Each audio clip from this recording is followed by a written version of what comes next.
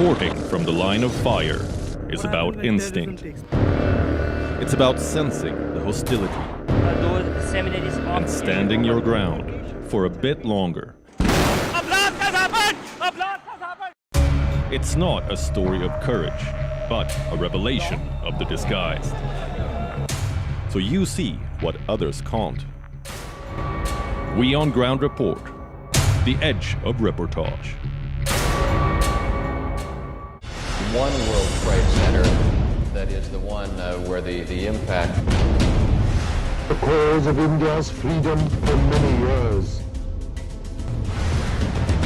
I, Donald John Trump, do solemnly swear. Work in progress.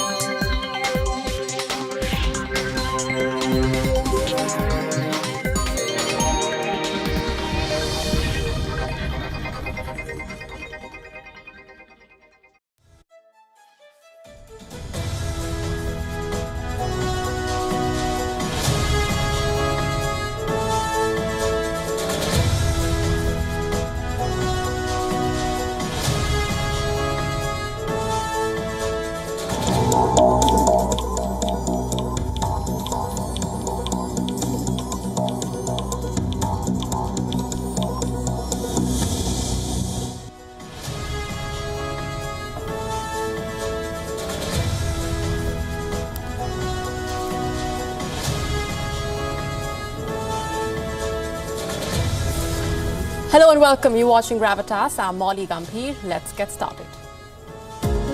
Gravitas, co-presented by Skoda Superb, best in next class. Co-powered by Star Health Insurance, the health insurance specialist.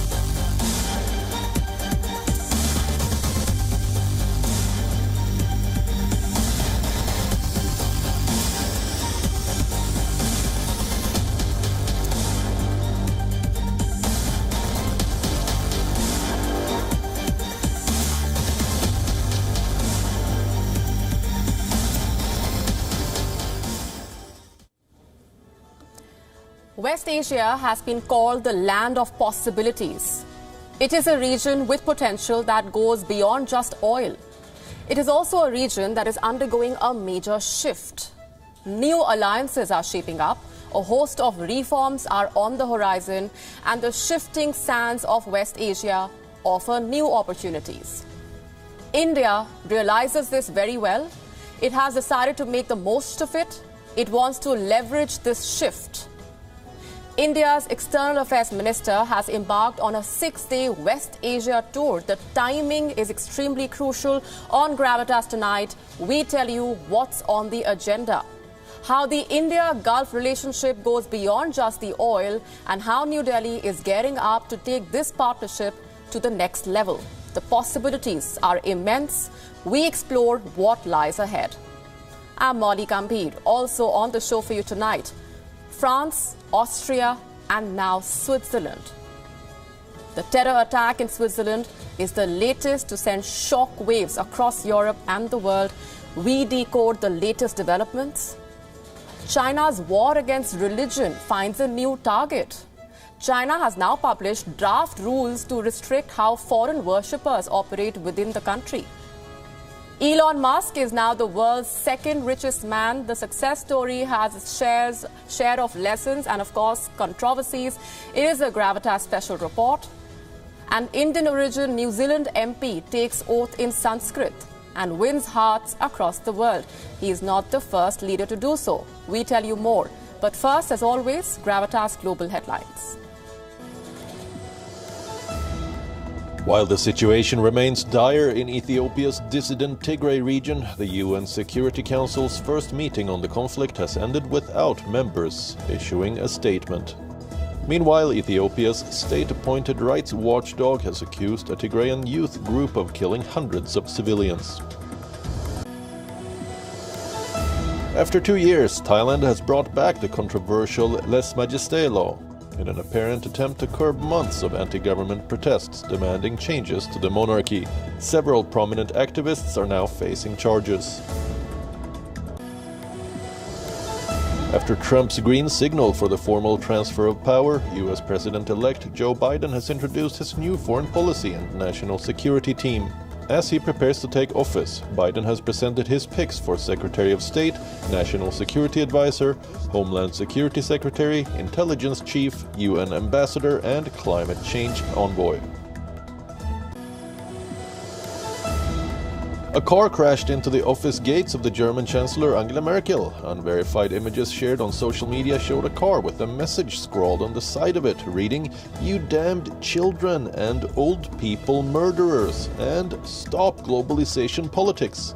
The event took place during a key video conference between Chancellor Merkel and German state premiers regarding Germany's extension of lockdown measures.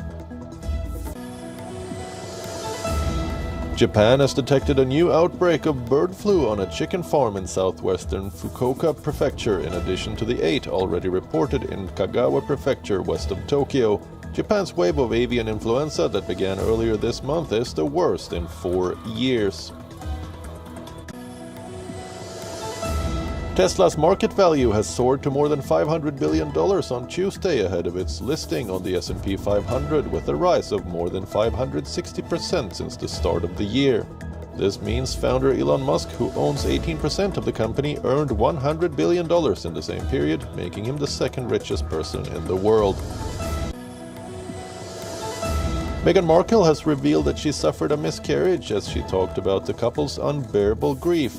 The Duchess of Sussex, in a piece written for the New York Times, opens up the couple's suffering, saying losing a child is experienced by many, but talked about by few.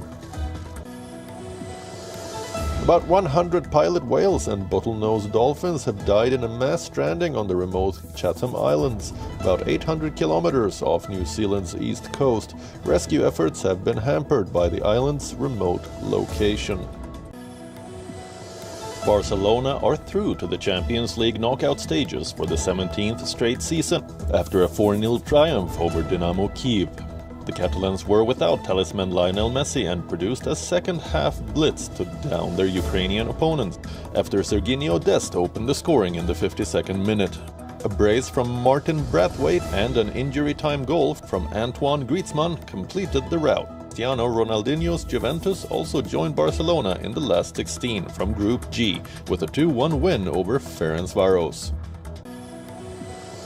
Indian cricket captain Virat Kohli headlines the list of nominees for the ICC Men's Player of the Decade award. Along with the overall honor, Kohli has also made the shortlist for the T20, ODI, Test and Spirit of Cricket award, making him the only player to feature in all 5 categories. Veteran spinner Ravichandran Ashwin is the other Indian up for the overall Player of the Decade award. He is joined by Joe Root, Steve Smith, Kane Williamson, A.B. de Villiers and Kumar Sangakkara. Indian women's captain Mithali Raj is the only Indian nominated for the Women's Player of the Decade prize.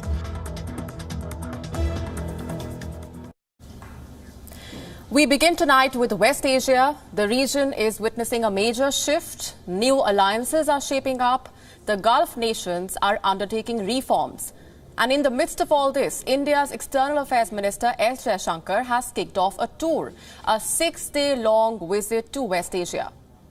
The timing is right for New Delhi to make an outreach to expand its relationship with the Gulf, a region that is a key strategic partner for India. On Gravitas tonight, we tell you how a shift in West Asia has opened up opportunities for India, how New Delhi can leverage its strong ties to the region and expand and grow this partnership. Let me first tell you what happened today. India's External Affairs Minister, S. Jaishankar, began his tour with Bahrain today. He had a series of engagements. Jaishankar met with his Bahraini counterpart, Abdul Latif bin Rashid Al Zayani. He also met Prime Minister Prince Salman bin Hamad Al Khalifa. He conveyed condolences on the demise of Prince Khalifa bin Salman Al Khalifa, the late Prime Minister of Bahrain. The External Affairs Minister also thanked Bahrain for taking special care of the Indian diaspora in Bahrain during this pandemic. S. Jaishankar also paid a visit to Lord Sri Krishna Temple in Manama, the capital of Bahrain. Last year, Prime Minister Modi had launched a redevelopment project for this 200-year-old temple, a project that is worth $4.2 million. Jaishankar also interacted with members of the Indian diaspora via a video call.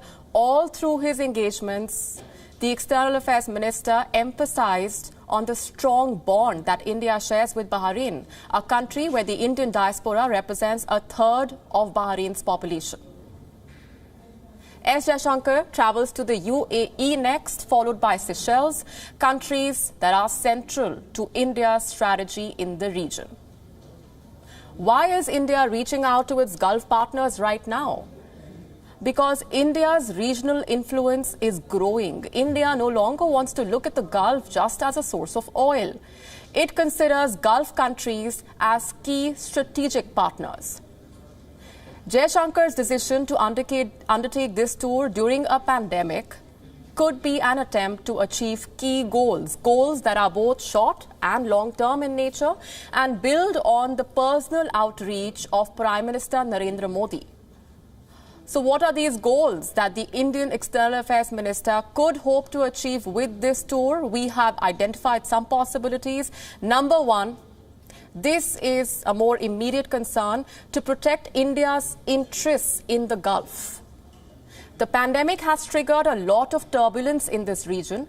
While new alliances are being built, Gulf nations are looking within too. They are tightening their belts. According to one estimate, Arab states or the Gulf could have a deficit of about $490 billion between 2020 and 2023. Their government debt could surge by a record $100 billion this year. Proposals are being floated around that could limit the entry of foreign workers. Close to 8 million Indians work within the Gulf. India would want their interests to be protected. Second, the Gulf is diversifying. They are making big-ticket investments to open up other sectors of the economy to generate income, all in an attempt to shift away from oil. And India can offer many investment opportunities to the Gulf. We'll share a few thoughts on this in just a bit. How else can India leverage this West Asia outreach? By making most of the realignment that is taking place. The UAE and Bahrain both, remember, have normalized ties with Israel, another ally for India. There is now an opening for all the four countries, India, Israel, the UAE and Bahrain, to work together on areas of mutual interest. Next, allies in the Gulf can help India protect its security interests, like the UAE can be an ally for India in the Afghanistan conflict. Abu Dhabi has been the meeting ground for the peace dialogue. The city has hosted all the stakeholders, including the Taliban leadership.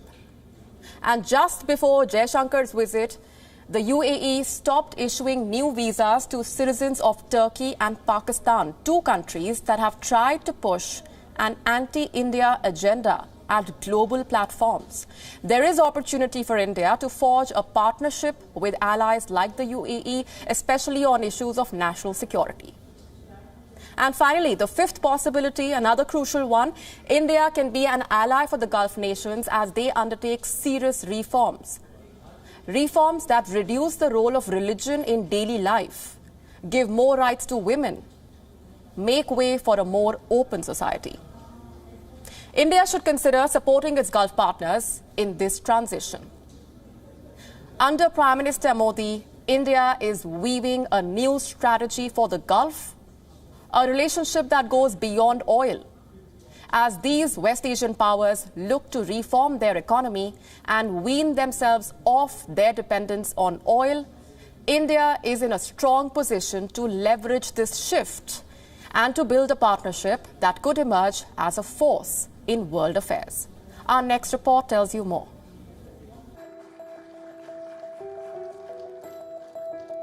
Saudi Arabia's Order of Abdulaziz Al Saud, Bahrain's King Hamad Order of Renaissance, and UAE's Order of Zayed. One man is the recipient of all these state honors: India's Prime Minister Narendra Modi. The awards were a reflection of India's growing ties with the Gulf, as well as the bond that the Indian Prime Minister shares with the Gulf. This personal relationship with leaders of the region helps Prime Minister Modi in more ways than one. India has gained Gulf nations as strong allies. In 2019, India was invited to participate at a meeting of the Organization of Islamic Cooperation, an alliance that has largely leaned towards Pakistan.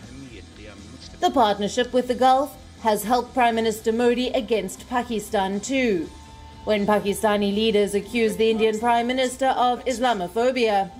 The Gulf nations sided with India, refusing to accept Pakistan's allegations. Even after repeated attempts, Pakistan has failed to find support within the OIC in its campaign against India.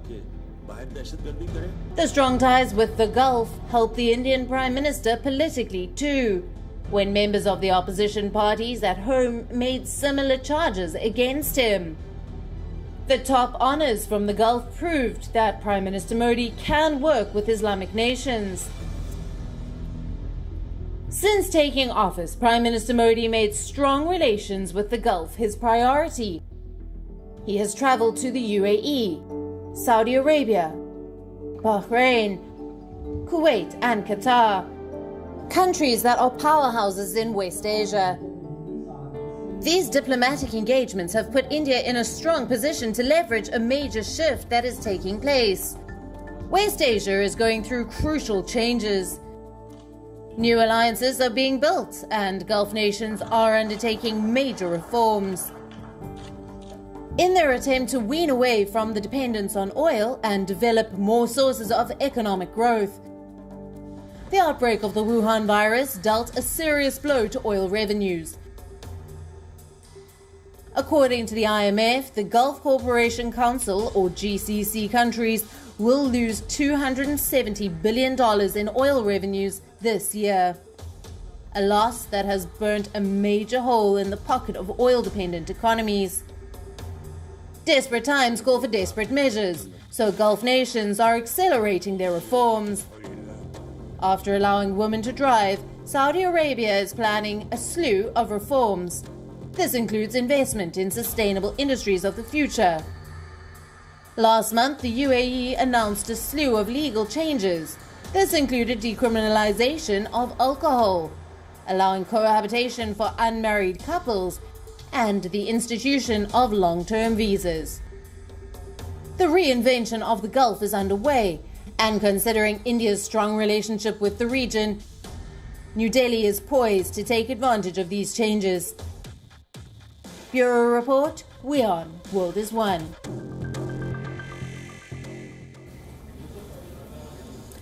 For decades, the relationship between India and the Gulf has been defined by oil and the diaspora.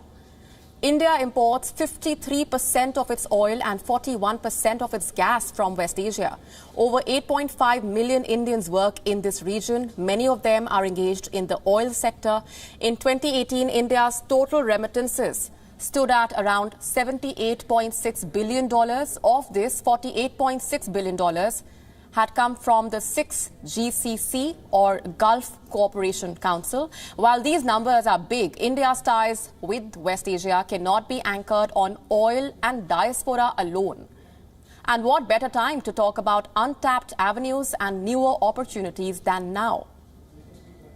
The world has been forced to change ways because of the Wuhan virus.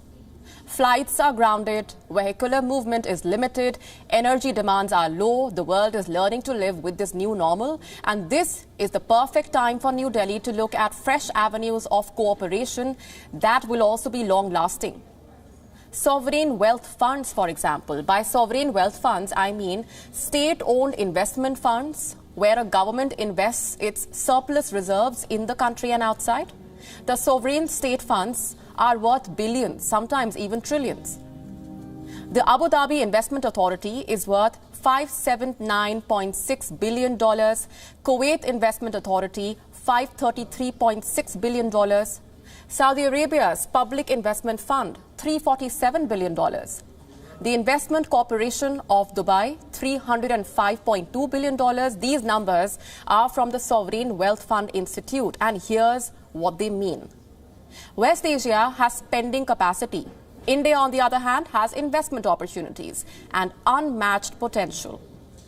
You see, sovereign wealth funds are invested in places where governments can generate good returns for its citizens and grow assets. Investing in India comes with that guarantee. Saudi Arabia's $347 billion sovereign wealth fund is very crucial to Crown Prince Mohammed bin Salman's Vision 2030. Look where he has invested some of that money. India's Jio Platforms Limited. As India eyes a $5 trillion economy, it can attract sovereign wealth funds in several growing companies across sectors. Here is where else India can expand its cooperation with West Asia. Trade. The total bilateral trade between India and the GCC stood at $1 to $1.34 billion in 2018-19. At $60 billion, the UAE was India's third biggest trade partner in the year 2018-19. Saudi Arabia was the fourth biggest trade partner with bilateral trade amounting to $34.03 billion. UAE was also among the top 10 sources of FDI inflows into India. But the fact of the matter is, it is energy trade that is still the anchor of this India-West Asia economic equation. That trade basket needs to be diversified, given especially the Wuhan virus crisis and the fall in energy demands. Goods like precious metals, food and agriculture products, chemicals, gems, jewelry, textile, they must all be included in this trade basket. India must also focus on sector-specific investments. Major oil companies of West Asia are already developing a strategic partnership with the Indian companies, both in the public and the private sector. A $15 billion deal was announced between Saudi Aramco and Reliance Industry. India's ONGC Videsh has acquired a 10% stake in offshore oil concession in Abu Dhabi. Sibakik Oman, which is an Indo-Oman venture, is setting up West Asia's largest Sibakik acid plant for $1.2 billion. The topic of expanding cooperation came up during the discussion between India's External Affairs Minister L. Jaishankar and his counterpart in Bahrain. They agreed to further strengthen Bahrain-India ties in the areas of defense and maritime security, space technology, trade and investment, infrastructure, IT, fintech, health, hydrocarbon and renewable energy. The list is long. Speaking specifically now of infrastructure, India's construction firm Larsen & Toubro has a key role in the high-speed rail project linking Mecca and Medina. Other Indian companies like Tata, Wipro, TCS, Shapoorji and Pallonji too have a region-wide presence. As West Asia opens up and diversifies its economy, India must also look at diversifying the quality of its diaspora in the region. Over a fourth of all NRIs or non-resident Indians live in the 6 Gulf states. 53% of those migrants come from Uttar Pradesh, Bihar and Rajasthan. The vast majority of this diaspora is either semi-skilled or unskilled. So going forward, Indians need to ensure that they tap into this growing opportunity in the Gulf by applying for more white-collar jobs. This Wuhan virus pandemic has shown how India and the Gulf can successfully work together in the most trying times. West Asia helped New Delhi in evacuation missions in the middle of these global lockdowns. Several repatriation flights were flown in and out of the region. India also flew food items, fruits, vegetables to the Gulf, supplied medicines on request. Going forward, India and West Asia must also explore avenues of cooperation on Wuhan virus vaccines, be it through investment or high-tech collaborations. France, Austria, and now Switzerland. This is an extremely difficult time for Europe. In the latest incident, a Swiss woman attacked another woman with a knife and grabbed another by the throat at a departmental store. This happened in the southern Swiss city of Lugano and is now being seen as a suspected terror attack. The attacker has been identified as a 28-year-old woman. She was pulled away by a couple at the scene before being arrested. The Swiss police is saying that the suspect was apparently known to the authorities from an investigation into quote-unquote jihadist terrorism in 2017. According to them, the woman wanted to travel to Syria that very same year but was stopped at the Turkish-Syrian border.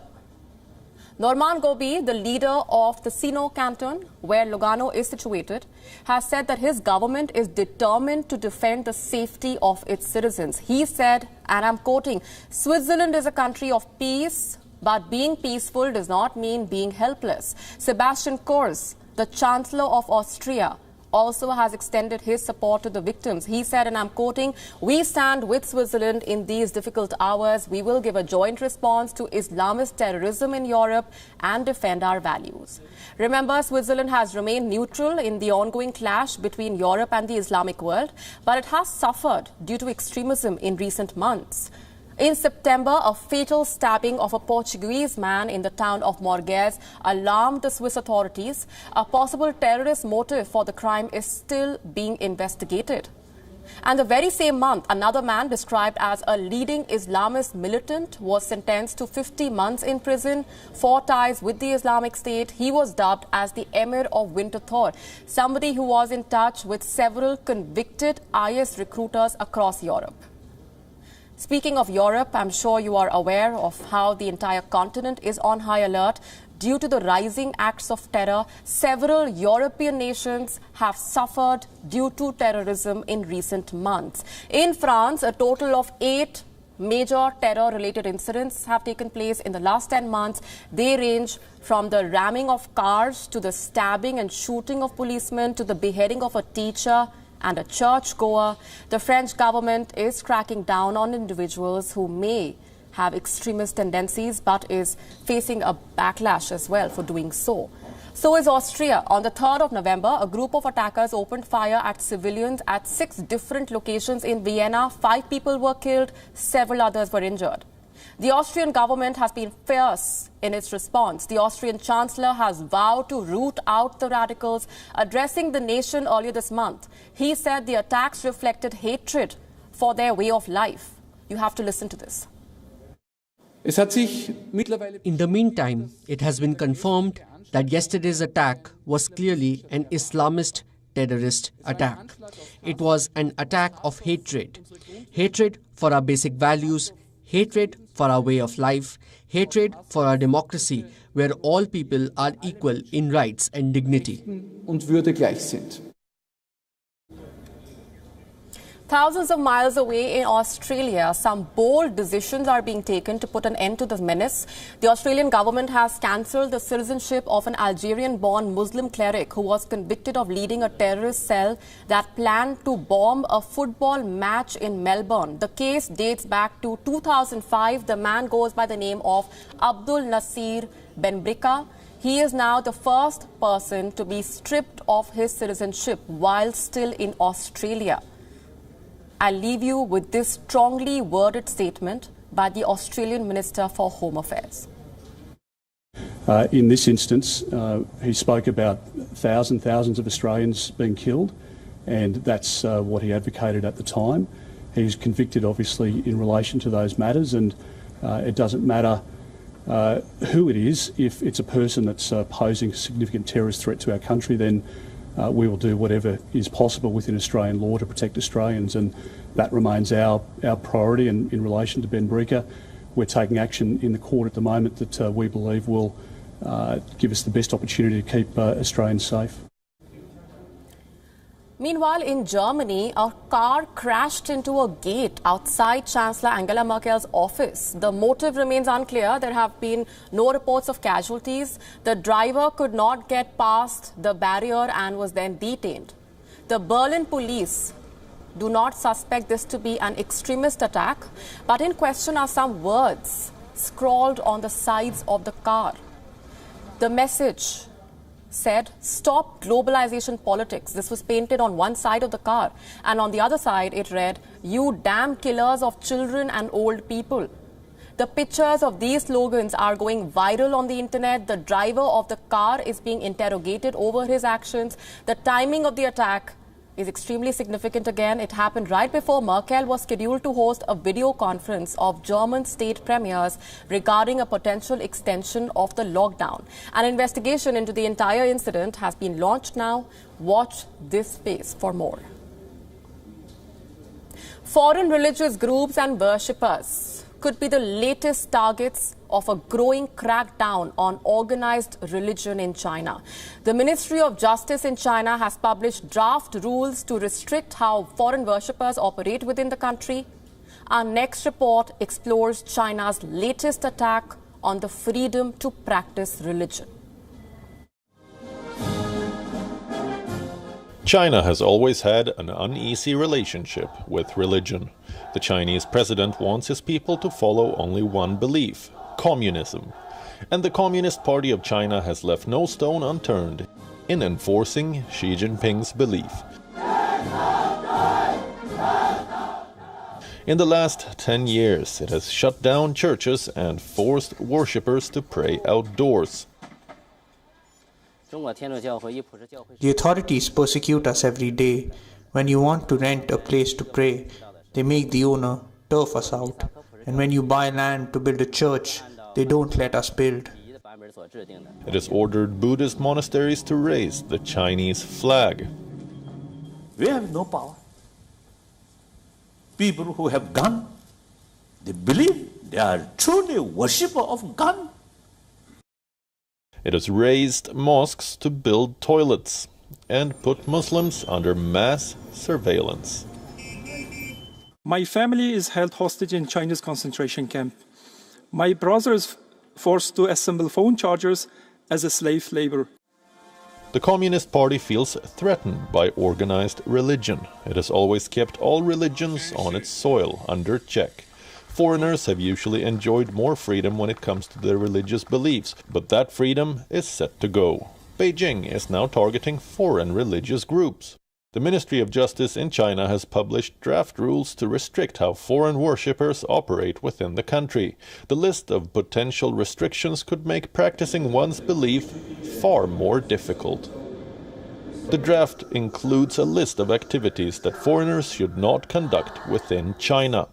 This includes interfering with or dominating the affairs of Chinese religious groups, advocating extremist thoughts, and interfering with the appointment of Chinese clergy members. Most of the draft seems to target Islamic groups in Xinjiang. But the last point appears to be aimed at the Vatican. China has had a long-standing dispute with the Holy See over the appointment of Chinese bishops. Beijing insists on having the final say in the appointment of bishops in mainland China, while the Vatican maintains that only the Pope has such authority. The new regulations could raise fresh concerns over many such religious practices and customs. Church services and congregations will have to get prior permission from Chinese authorities. Even lectures by visiting religious figures would require the Chinese regime's permission. The Communist Party wants to seal off Chinese religious practitioners from their fellow believers outside the country. By doing so, China wants to make the religions more compatible with communist principles and carry out what it calls purification of all religious foreign influences. This is China's latest attack on the freedom to practice religion. Bureau Report, WION. World is One. Have you heard of the latest addition to the India-Pakistan conundrum? It is a dossier war, a war that Pakistan is waging by copying India. Allow me to break this down. On Monday, India handed a dossier to the 5 permanent members of the UN Security Council. This dossier was about a major attack which Pakistan had attempted in Kashmir last week. The attack was foiled. The UN Security Council members were provided with a detailed information docket on how the incident transpired. This also included a list of items and munitions that clearly indicated their Pakistani origins. The dossier rattled Islamabad. How exactly did it respond? By submitting its own dossier, a dossier of lies. This happened within 24 hours. On Tuesday, Islamabad gave UN Secretary General Antonio Guterres a dossier which ironically accused India of stoking terrorism in Pakistan. The dossier called upon the international community to take note of what Pakistan calls India's aggressive activities on its soil. The audacity is astounding. The credibility next to zero. India has called out Pakistan's lies. The response by Mr. T.S. Tirumurti, India's permanent representative at the United Nations, is quite scathing.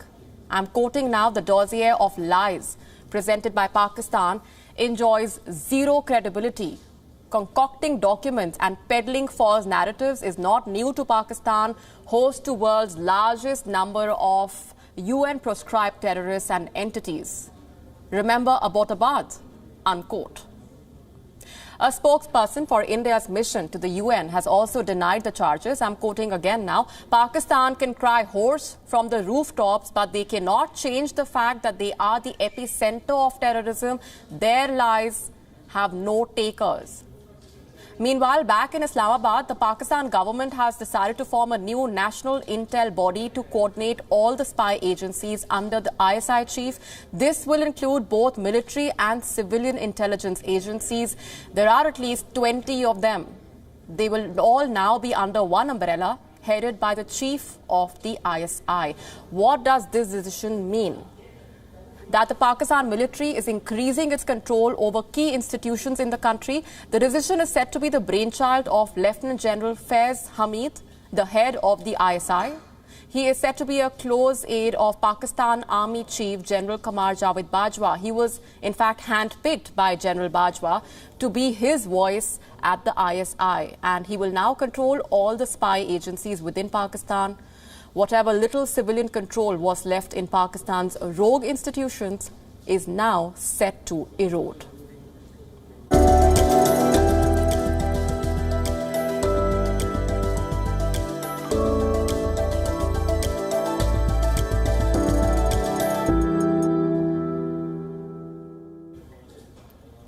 Time for your daily dose of updates on the vaccine race. The vaccine makers are making tall promises. Some say they are ready to roll out the first batch next month itself. Others have set deadlines in early 2021. But what do all these dates mean for India? As we inch closer to a vaccine that works, New Delhi is shaping its own strategy for a rollout. How the vaccine will be distributed is a very integral question because the world has its eyes set on how India handles this. For 2 reasons. One, India has a large population. Putting an end to the pandemic here will be a big victory for the fight against the Wuhan virus. And vaccines are being seen as the ultimate weapon to defeat this pandemic. Secondly, India is one of the biggest exporters of vaccines, and the early batches will have limited supplies. India also has the responsibility of making sure that a shot reaches every Indian and step in to fill the gaps in the global supplies. So the world has an eye on what India's strategy will look like. Now we have an early idea of India's playbook. India could be vaccinating at least 250 to 300 million citizens by July 2021. This could include about 30 million healthcare and frontline workers. For this, India could end up procuring 500 to 600 million vaccine doses. This is a massive undertaking, one that would require coordination at the level of the central government, the states and the districts. Now to the most important question: who will get these vaccines? This could be the list of priority. Healthcare workers would come first, followed by citizens above 65 years of age, and then people within the age bracket of 50 to 65, followed by those who are below 50 years with chronic diseases. So just like we reported yesterday, reportedly members of the police, paramilitary, and those working in sanitization could also get a shot on priority. What about the rest of us? If you are below 50 years and are healthy, you'll be last in line to get a shot, like we said. The vaccines will be given out only after regulatory approvals. First, the manufacturers will have to move for permissions. They are likely to be allowed to supply the vaccines under emergency use authorization. The vaccines will go to the healthcare workers first, followed by the rest. At least initially, these vaccines may not be available commercially. You may not be able to go to a pharmacy and buy this shot, which means if you are healthy, you will have to wait a little while longer. India may not opt for the Pfizer vaccine. Reportedly, Health Minister Dr. Harshvardhan has said that it does not make sense for India to consider it yet, as the vaccine has not been given a license so far, even by the US government. Pfizer, remember, is an American company. It has moved for emergency authorization in the United States. Its vaccine is one of the front runners in the rollout. The company plans to distribute the vaccine by mid-December worldwide, but there is a very crucial problem here. This vaccine needs to be stored at minus 70-degree temperatures, basically an ultra-low temperature freezer. Despite the hurdles, Pfizer remains confident. If the plan goes as it should, we believe that by mid-December or the end of December, the vaccine may be authorized for use in the United States. But we are also doing the same submission with other regulators around the world, like in Australia, in Japan, in United Kingdom, and in the European Economic Community. We are convinced that before the end of this year, the vaccine will not only be used in the United States, but in various parts of the world. So it seems like Pfizer will send its first vaccine consignments to the developed world. Which vaccine will India end up getting then? Reportedly, India has placed advanced orders for 2 vaccines, the AstraZeneca Oxford shot and Sputnik V. The Oxford vaccine will be supplied via the Serum Institute of India. The company says it has already produced 40 million doses, and by January, they could have up to 100 million doses. The Serum Institute says it plans to sell each shot to the Indian government at $3. That's about 250 Indian rupees. The Oxford vaccine can be up to 90% effective. What about the Sputnik V shot? Yesterday, its maker said that this vaccine is 95% effective and they will be selling it at $10 per shot. This is a 2-shot vaccine, so that means $20 for 2 shots. In India, makers of Sputnik V have tied up with Dr. Reddy's. A trial is underway in India. Earlier this month, Russian President Vladimir Putin said that India and China may produce the Sputnik V for the world. There is another option here, Covaxin, made by Bharat Biotech. Reportedly, Covaxin could be at least 60% effective, and it could be rolled out by mid-2021. The vaccine is in its last phase of trials. So there are multiple options for India to choose from. All that we have to do now is wait for these shots to clear the safety tests. SpaceX and Tesla CEO Elon Musk mostly makes news for all the wrong reasons. He once wiped off $14 billion from Tesla's value by tweeting that the stock price is too high. He was slapped with a $20 million lawsuit for cracking cannabis jokes. Musk went on to say that his joke was worth it, and that was right before he called a British cave diver a pedo. The billionaire also got into controversy by protesting Wuhan virus lockdowns. Elon Musk is now making headlines again, but tonight the news has nothing to do with any of these controversies. Elon Musk has now become the world's 2nd richest person. On Gravitas Tonight, we get you his story.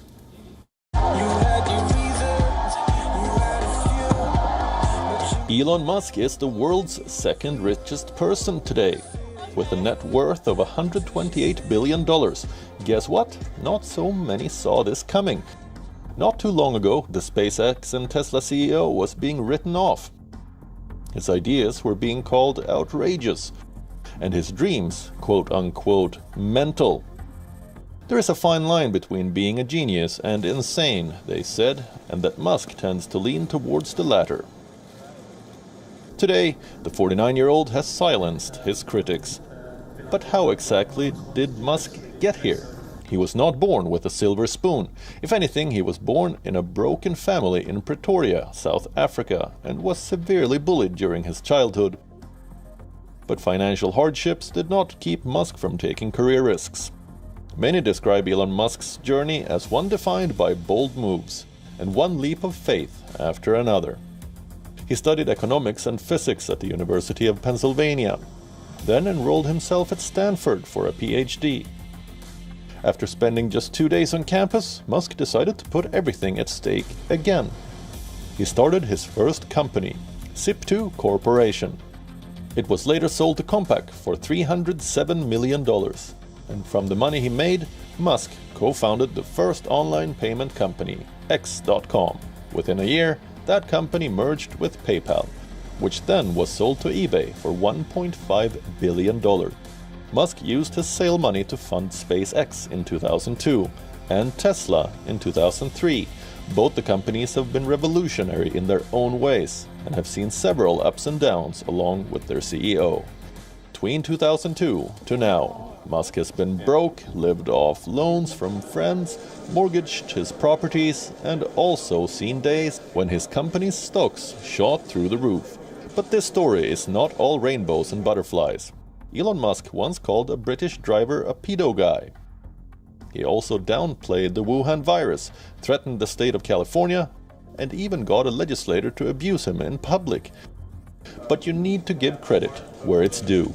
While many of Musk's predictions have failed, the ones that have come true have changed the world. Tesla's electric cars have forced more automakers to switch to sustainable energy. Musk's ambitious Hyperloop will be slashing travel time like never before. His Solar City project is promising a greener future. SpaceX recently became the first private company to ferry NASA astronauts to the International Space Station. On the 16th of November, 4 NASA astronauts got on a Tesla car, drove to the launch pad of Florida's Kennedy Space Station, then boarded the one-of-a-kind SpaceX Dragon capsule. As Musk's Falcon 9 rocket blasted off, the message was loud and clear. No matter how outrageous your dreams are, you can always make them come true. Bureau Report, WION. World is one. An Indian origin MP in New Zealand has become a social media favorite after taking oath of office in Sanskrit. The 33-year-old is not the first leader to take oath in Sanskrit outside India. It started with a sitting president of a country. Our next report has the details. Aham Gaurav Sharma Satyanishtataya Shudra Karnen Vastaviktya cha Ghoshyami. This is Dr. Gaurav Sharma, an Indian origin Kiwi legislator. Elizabeth Dvitya. The 33-year-old was sworn into New Zealand's parliament on the 25th of November. Within hours, he was making headlines for taking his oath in Sanskrit. Sharma also took oath in the indigenous Maori language. This was his way of showing respect for both India and New Zealand. Sharma hails from the Indian state of Himachal Pradesh. He moved to New Zealand in 1996. This was not his first run for office. Sharma had fought elections back in 2017 too. But it was this year that he managed to win Hamilton West on a Labour ticket. One Twitter user had a rather interesting question for Sharma. Why did he choose to take his oath in Sanskrit and not Hindi? The legislator tweeted his reply. Sanskrit pays homage to all Indian languages, he said. Sharma is the second Indian origin leader to take oath in Sanskrit. Earlier this year, Suriname President Chandrika Prasad Santokhi took his oath of office in Sanskrit, becoming the first to do so. And that was just the beginning.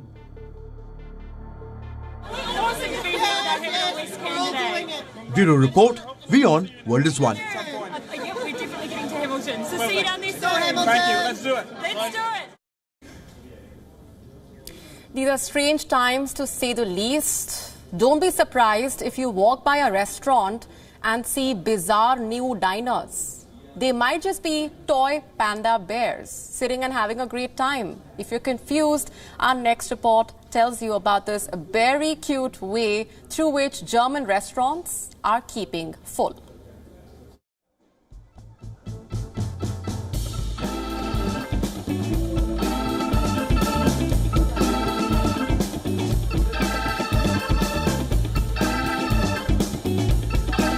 Have you met the plushy new diners at German restaurants? Meet the Pandemi Pandas. The pandemic panda bears.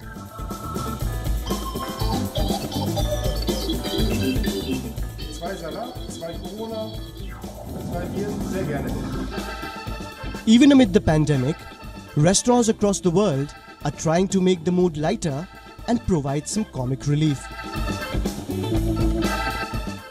Ja, wir wollten das Lokal mit Leben füllen. Wir hatten dann Teddy. We wanted to put some life back into our restaurant. We thought of teddy bears, but the teddy bears became panda bears because of panda and pandemic. And so they are Pandemi Pandas.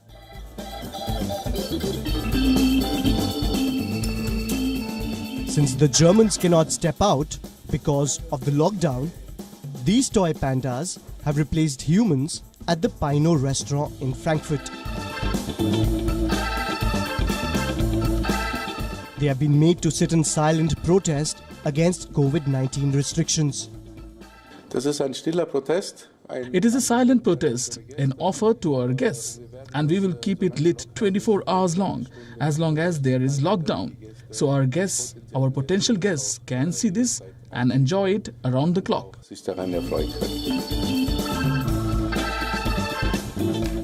From toy pandas burping and falling off the bar stools to panda mascot walking by football bunting. This is truly a very cute way to keep onlookers entertained. Bureau Report, WION, World is One. On that note, it's a wrap, leaving you with Gravitas Images. Thanks very much for watching.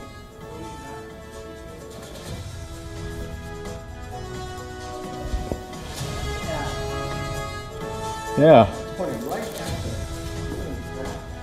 Yeah. This is wild.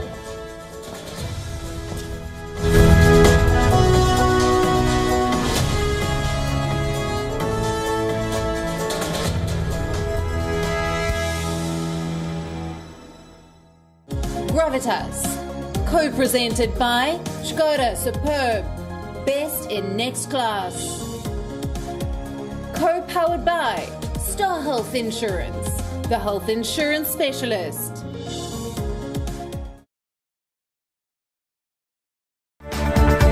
WION now available in the United States. Download the app now.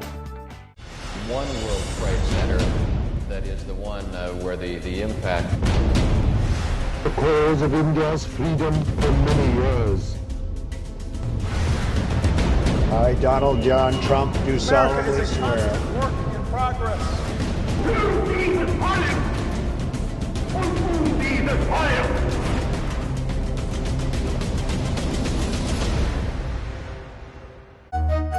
Stay connected with the world through WION. Like the page on Facebook. Follow us on Twitter for new alerts. Instagram for videos and images. And the website for the latest news, views, and analysis. WIOnews.com. World is one.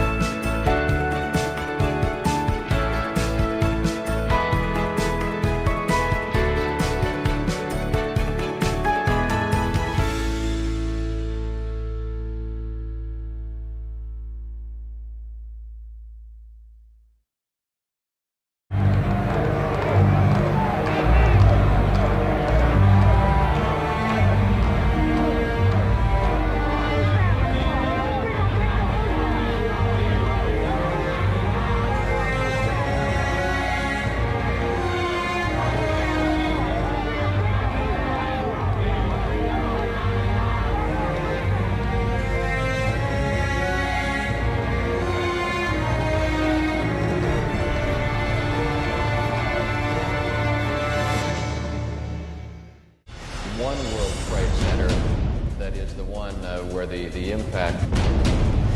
The cause of India's freedom for many years. I, Donald John Trump, do solemnly swear. Work in progress.